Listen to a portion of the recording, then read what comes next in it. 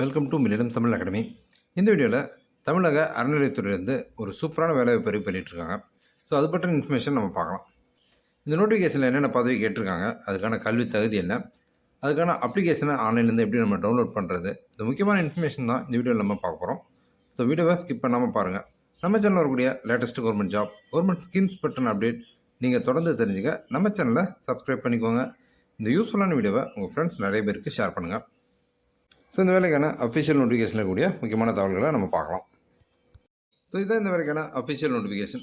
தமிழ்நாடு அரசு இந்து சமய அறநிலையத்துறை, அருள்மிகு அங்காளம்மன் திருக்கோயில், மேல்மலையனூர் வட்டம், விழுப்புரம் மாவட்டம். ஸோ இங்கிருந்து இந்த நோட்டிஃபிகேஷன் வந்து வெளியாகிருக்கு. ஸோ இதில் என்னென்ன பதவி, அதற்கான கல்வி தகுதி என்ன, சம்பளம், மாத சம்பளம் எவ்வளவு, அந்த தகவலை முதல்ல பார்க்கலாம். ஃபஸ்ட்டு வந்து மருத்துவர். நம்பர் ஆஃப் வேகன்சி 2 கொடுத்துருக்காங்க. வயது 45 வயது வரைக்கும் விண்ணப்பிக்கலாம். Must possess a degree in Bachelor of Medicine and Bachelor of Surgery, MBBS பண்ணியிருந்தவங்க இந்த வேலைக்கு விண்ணப்பிக்க முடியும்.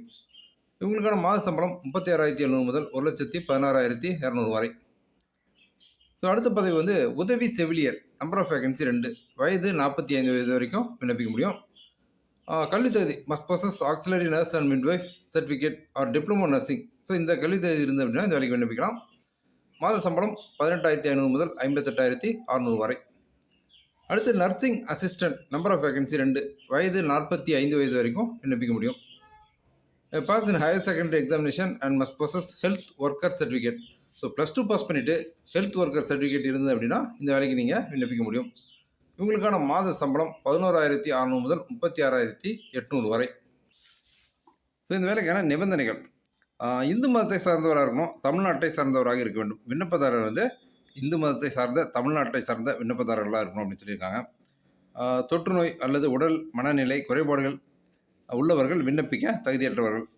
நீதிமன்றத்தில் தண்டனை அடைந்தவர்கள், பற்ற கடனை தீர்க்க முடியாதவர்கள் என நீதிமன்றத்தால் தீர்மானிக்கப்பட்டவர்கள், அரசு பொது ஸ்தாபனங்கள் மற்றும் வேறு இடங்களில் பணிபுரிந்து தண்டனை காரணமாக பணி நீக்கம் செய்யப்பட்டவர்கள் இந்த பணிக்கு விண்ணப்பிக்கிறதுக்கு தகுதி இல்லாதவங்க அப்படின்னு சொல்லியிருக்காங்க.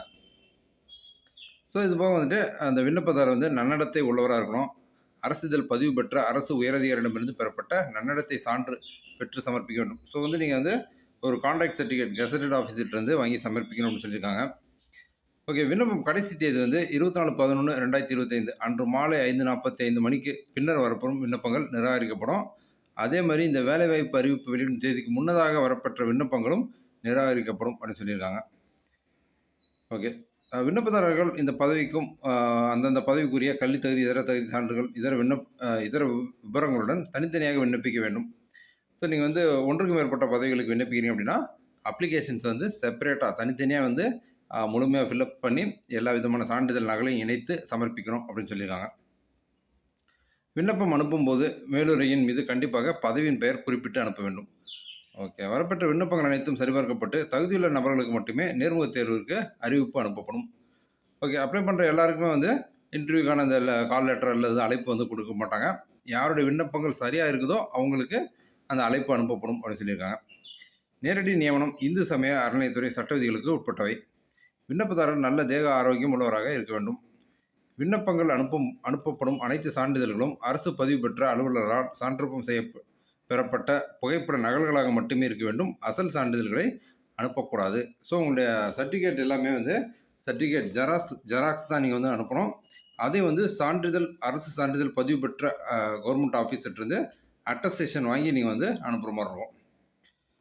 ஓகே, விண்ணப்பங்களுக்கு கட்டணம் கிடையாது. விண்ணப்பங்களை நேரிலோ அல்லது அதிகாரப்பூர்வ இணையதளம் ஒன்று கொடுத்துருக்காங்க. ஸோ அந்த லிங்க்கில் போயிட்டு முகவரி விண்ணப்பங்கள் ஆன்லைன் மூலம் பதிவிறக்கம் செய்து கொள்ளலாம். ஸோ அந்த லிங்க் நான் உங்களுக்கு டிஸ்கிரிப்ஷனில் கொடுக்குறேன். ஓகே, விண்ணப்பம் அனுப்ப வேண்டிய முகவரி வந்து உதவி ஆணையர், செயல் அலுவலர், அருள்மிகு அங்காளம்மன் திருக்கோயில், மேல்மலையனூர் வட்டம், விழுப்புரம் மாவட்டம் 604-204. ஸோ இந்த முகவரிக்கு தான் நம்ம வந்து கடைசி தேதிக்கு முன்னால் விண்ணப்பங்கள் அனுப்பணும்.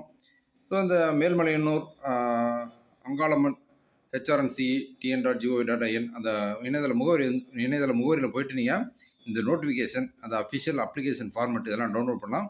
அந்த லிங்க் நான் உங்களுக்கு டிஸ்கிரிப்ஷன் கொடுக்குறேன். விண்ணப்பிக்க விரும்புகிறவங்க போயிட்டு அந்த அஃபிஷியல் வெப்சைட்டில் போய் நீங்கள் வந்து உங்களுடைய அந்த அதிகாரப்பூர்வ அந்த வேலைவாய்ப்பு அறிவிப்பு மற்றும் விண்ணப்ப படிவம் அதை வந்து டவுன்லோட் பண்ணிக்கோங்க.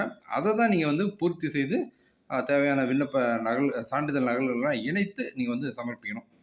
ஸோ இந்த வேலைவாய்ப்பு பற்றி இந்த வீடியோவில் நான் ஷேர் பண்ண இன்ஃபர்மேஷன்லாம் உங்களுக்கு ரொம்ப யூஸ்ஃபுல்லாக இருந்திருக்கும்னு நான் நம்புகிறேன்.